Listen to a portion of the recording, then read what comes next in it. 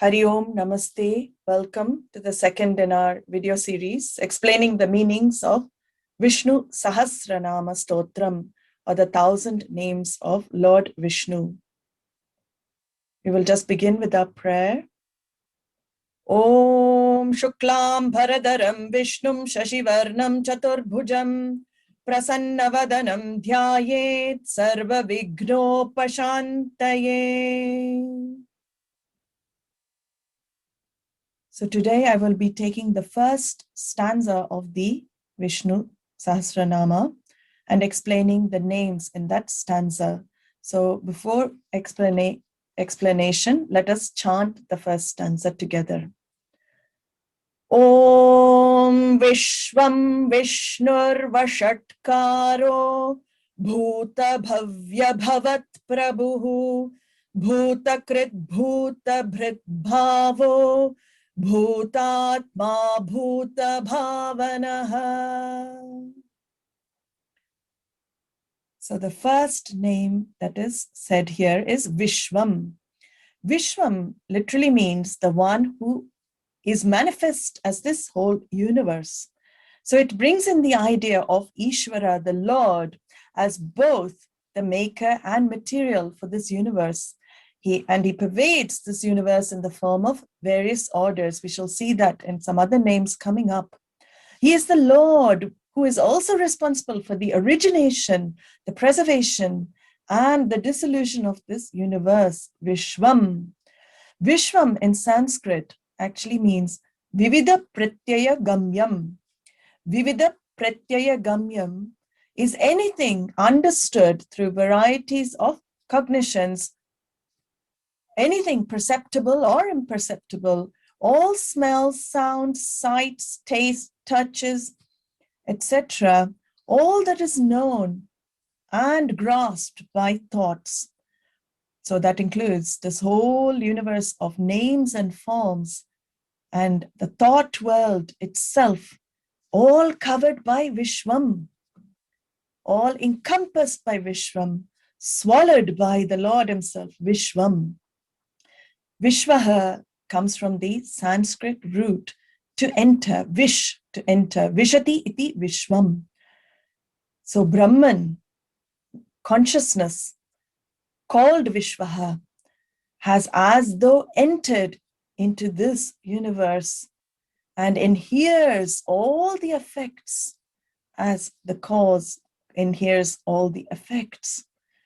The cause permeates all the effects, just as we see in the clay world, all the clay pots, the clay lids, the clay plates are what? They are, the clay inheres through all of them. All the ornaments in the gold world, the golden chains, the golden bangles, the golden necklaces, the golden bracelets, any name and form of gold, what is the truth of them all? That gold inheres all of the names and forms of gold in the gold world. So Vishvaha is that which inheres this whole Vishvaṃ, this whole universe, in the form of this universe. Another meaning that Shankara gives, and this name he has given elaborate meanings and quotations from many Shrutis and Smritis to explain this one word, the first word, Vishvaṃ. And another meaning that Adi Shankara gives is that into which all beings enter during dissolution of the universe, pralaya we call it. So Vishvaha also has this meaning. Just as all golden ornaments, when you melt, they all return to gold.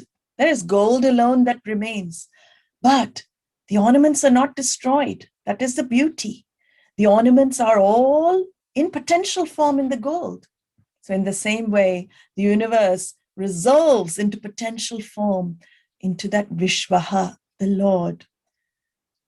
Shankara also gives another meaning for Vishva, which we have seen elaborately in the first video. Vishvaha also means Om. Om is the Pranava mantra, the foremost mantra. And here he quotes extensively from many, many texts to illustrate the meaning. One text he takes, a beautiful verse, is our famous text, the Bhagavad Gita. From chapter 7, he quotes verse 8, which brings in Om as being nothing other than the form of the Lord himself.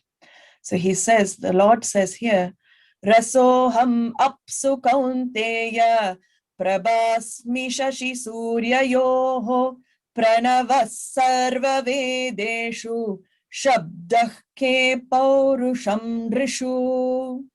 Bhagavan says in this verse, I am the taste in the water. O Arjuna, I am the radiance of the sun and the moon. I am the sacred syllable Om of the Vedic mantras, and I am the sound in the ether and the valor in every human being. So here Om becomes a pratika, sound symbol that stands for Brahman, the one limitless truth, the essence of the Lord himself. Om. There is no difference between that which is expressed, Om, and the expression itself, the universe, viśvaṃ. So the universe has come out of Om. It is sustained by Om, and it resolves into Om, Vishvaha. So having this knowledge of this word, Shankara very beautifully connects it to our day-to-day life, bringing in the word dharma. Dharma is very important to understand viśvaṃ. Why? Living a life of values is being harmony with the Lord, is being harmony with the whole, Ishvara. Because once the idea of viśvaṃ is grasped and assimilated, everything is seen as equal. The same Lord, resident, Vishva, in all beings. He is also the one with the universal form, this idea, this cosmic form, Vishvarupa. We see this in many, many texts as well, this cosmic form of the Lord. And a very beautiful suktam in the Vedic scriptures describes it. It begins with this idea, Narayana Suktam. Narayana is also another name for Vishnu. And it begins with the lines, Sahasrashirushan devam vishvaksham vishvashambhuvam vishvan narayanam devam aksharam paramam padam. Here it is said that Lord Narayana is the one of countless heads, which means what? All heads belong to him alone. He is one of countless eyes. He sees through all eyes. He is the giver of everything auspicious, everything good in this universe. And his form is the very universe itself. He is the timeless one, the ultimate destination for everything. Paramam Padam. So this is a very beautiful beginning of this suktam, which illustrates this idea of Vishva. So knowing this Vishva is to live a life. How? Pure in your thoughts, free from malice towards anything, not holding grudges. Let things go and move on, contented with whatever one has in life, because it is all given. Anything one receives is given by that one Vishvaṃ, Ishvara. Friendship towards all creatures and living beings, because all have Vishva in their hearts. This is the knowledge. So devotion to Vishnu has to be accompanied by living a life of least disturbance to all others and the whole environment one is put in life. We cannot worship and say, profess our love for the Lord, for the divine, living an unethical life. So it is very important. Shankara brings this in. Devotion also means unswerving faith or unswerving from your swadharma, swakarma, your duties in life. Because the whole life becomes an offering. Every action you do becomes an offering towards that Vishvaṃ. And all the results that you get, there is a graceful acceptance, knowing that it is all from the divine himself. So the whole life is lived this way, understanding of this first beautiful word, viśvaṃ. Now the second word in this stanza is the name given to the actual stotram, Vishnu. Vishnu is the one who pervades everything. It is also derived from the Sanskrit root vish, which means to enter or permeate. This explanation comes from the Vishnu Purana. Vishnu pervades everything, and as we've seen in the first name, as the intelligent and material cause, as the maker and material, which makes him omnipresent, omniscient, and omnipotent. He has all the orders in this universe. And how does he pervade? It is said he pervades inside and outside. Again, from the same suktam, I take a line because it is a very profound, beautiful line. Here he said, Yat kinchit jagat sarvam drishyate shruyate piva antarbahishcha tat sarvam vyapyanarayana stitaha. Whatever is seen or whatever is heard in this universe, Narayana, Lord Vishnu, resides in everything, pervading these objects within and without. Yatcha kinchit jagat sarvam, this whole, the nook and corner of this whole universe, there is not a place where he is not. The same idea comes in Ishavasya, the first line of Isha Upanishad. Ishavasyam idaggas sarvam yat kinchit jagatyam jagat. The whole universe is pervaded by that one truth. So we see this idea of this all-pervasiveness of Vishnu also in the Puranic literature. There, he takes an avatara or an incarnation of a dwarf, Vamana avatara, and he asks for 3 steps from Emperor Bali, 3 steps of land from Emperor Bali. It's a very famous story. But in those 3 steps, what happened? We know he claimed the whole Jagat, the whole universe in his cosmic form, just 3 steps, and everything, including the Jiva, because very beautifully, it's illustrated in that Puranic story, the last step, he had nowhere to place it because within 2 steps, he had covered the whole entire universe. Where could he place the last step? So Emperor Bali offers his head, which means he offers his ahankara, the egoic self, the individuality.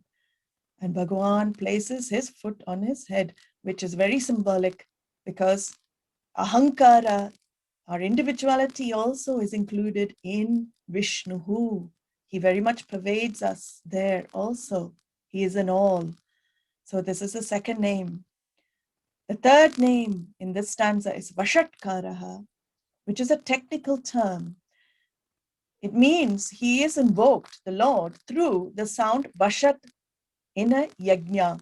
So it's a technical word through which oblations are offered to the yajna or the fire ritual to a particular deity. So Vaṣaṭkāraha is the deity on whose account this Vaṣaṭkāraha is offered.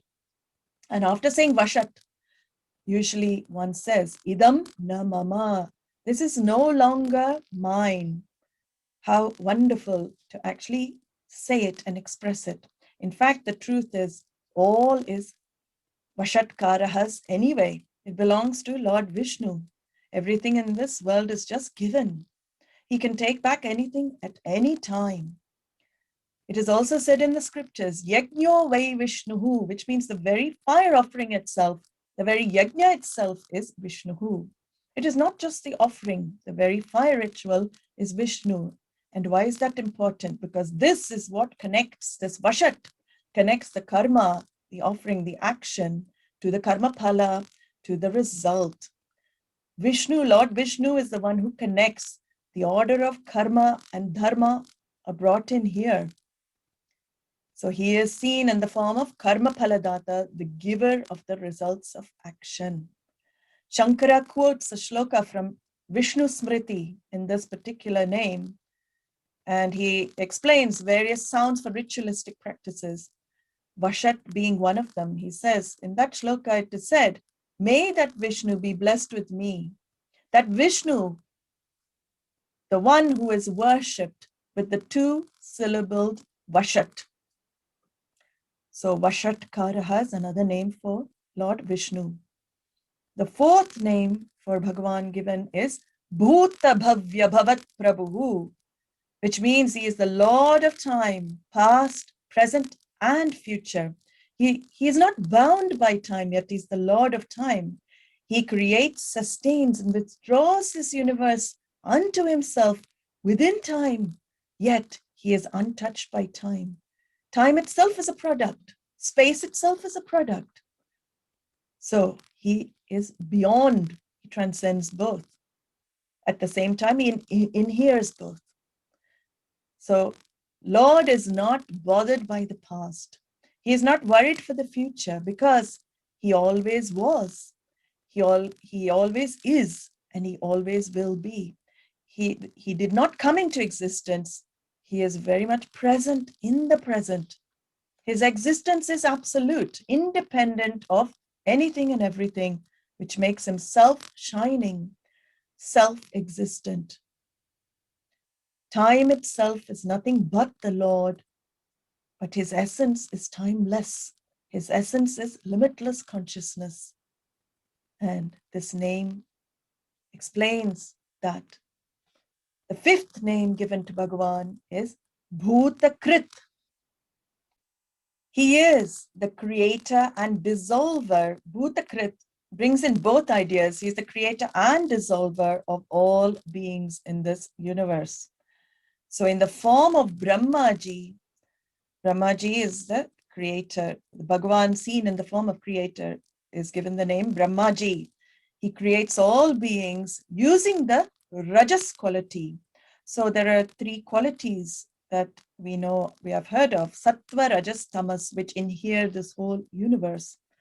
The Rajas quality of Rajas is the one of action, dynamism, will. So with this quality, Bhagavan in the form of Brahmaji creates this universe. This bhūtakṛd gives rise to the subtle elements first. And through a process of grossification, which is known as panchikaranam in our Shastra, grossification takes place and this universe comes into manifestation. This whole universe is nothing but elements and elementals alone. But bhūtakṛd is the intelligence behind all that is put together. So bhūtakṛd. And with the power of tamas, in the form of Lord Rudra, who is the power of tamas, what does he do? He dissolves this universe into unmanifest form. So bhūtakṛd has two functions. He dissolves and resolves this universe into unmanifest form. And he also generates this universe. So bhūtakṛd is the fifth name. The sixth name in this stanza is bhūtabhavyabhavatprabhuḥ.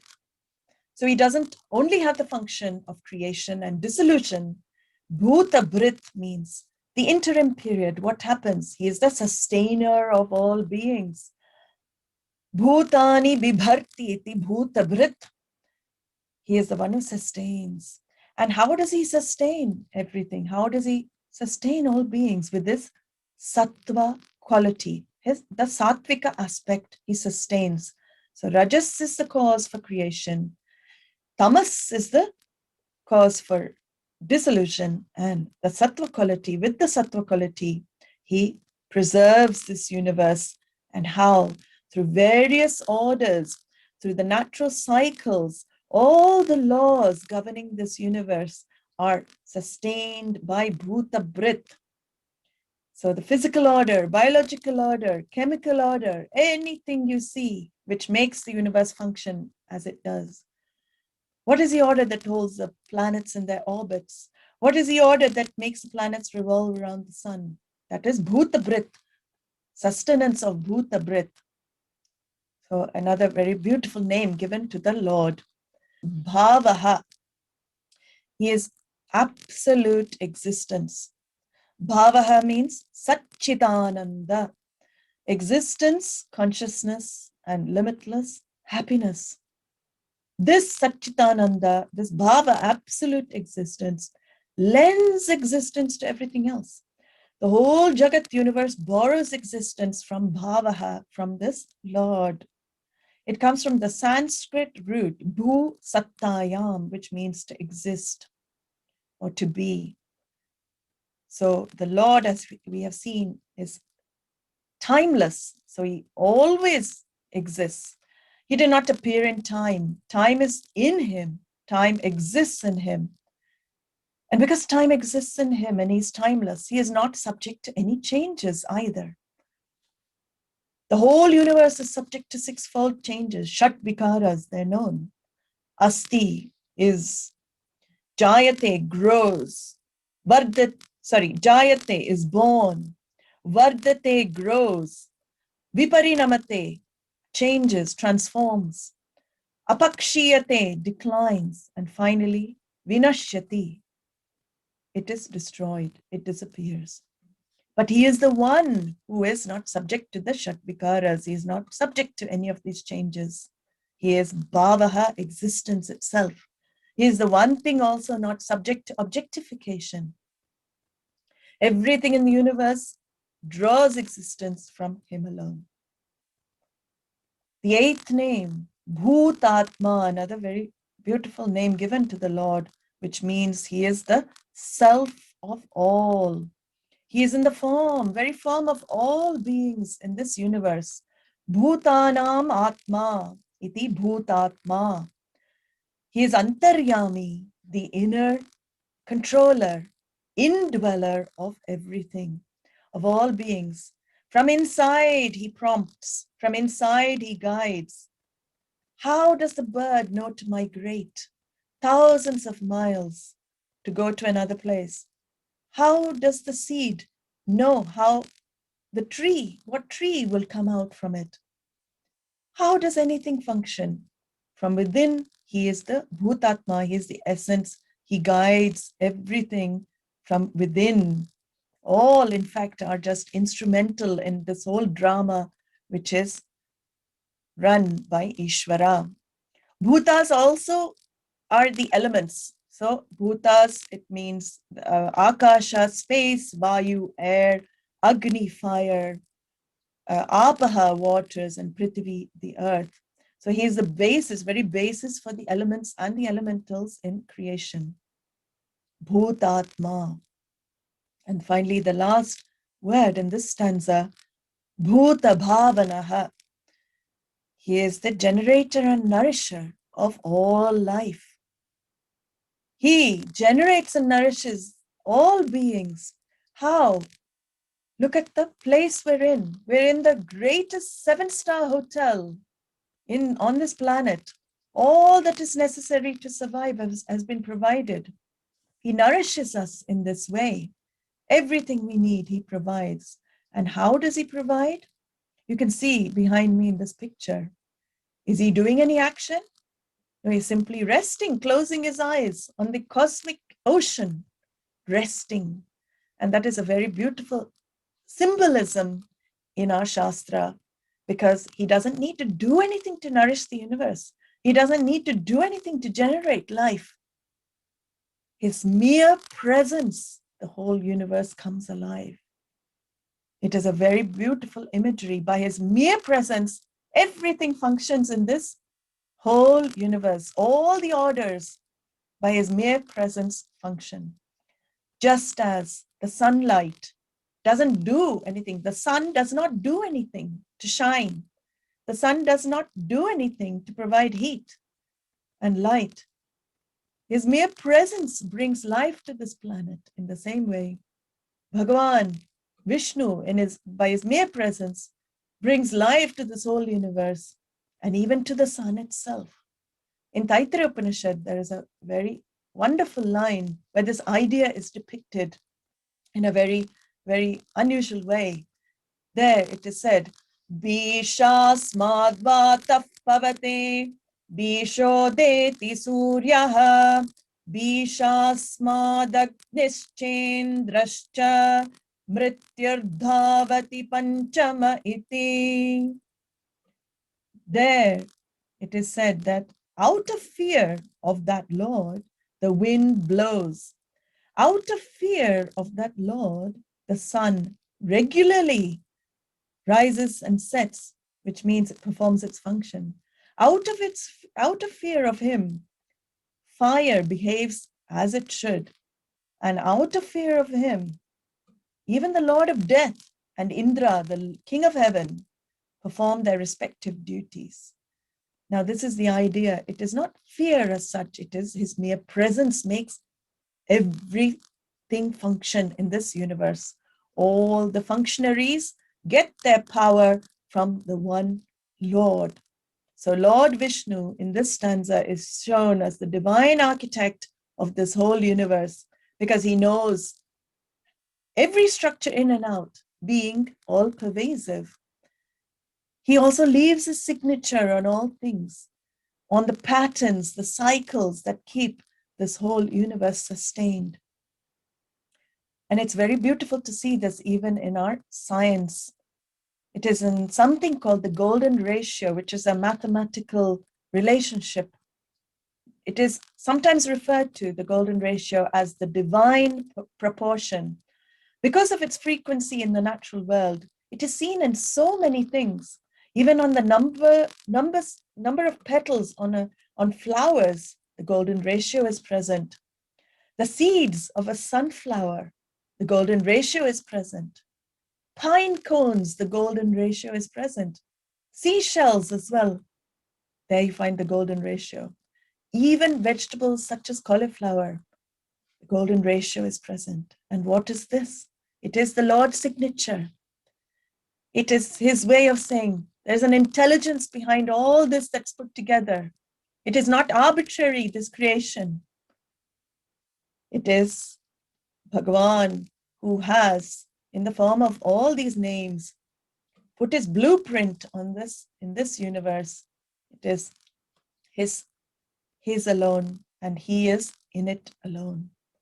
So with that, we end the first stanza, the meaning for the first stanza of Vishnu Sahasranama.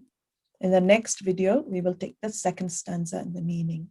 I will just complete by chanting the stanza once more. And please, as you chant along, you dwell on the meanings that have been explained. Hari Om. Om viśvaṃ viśṇurvaṣaṭkāro bhūtabhavyabhavatprabhuḥ bhūtakṛdbhūtabhṛdbhāvo bhūtātmā bhūtabhāvanaḥ. Om Shanti Shanti Shanti. Hari Om, Hari Om.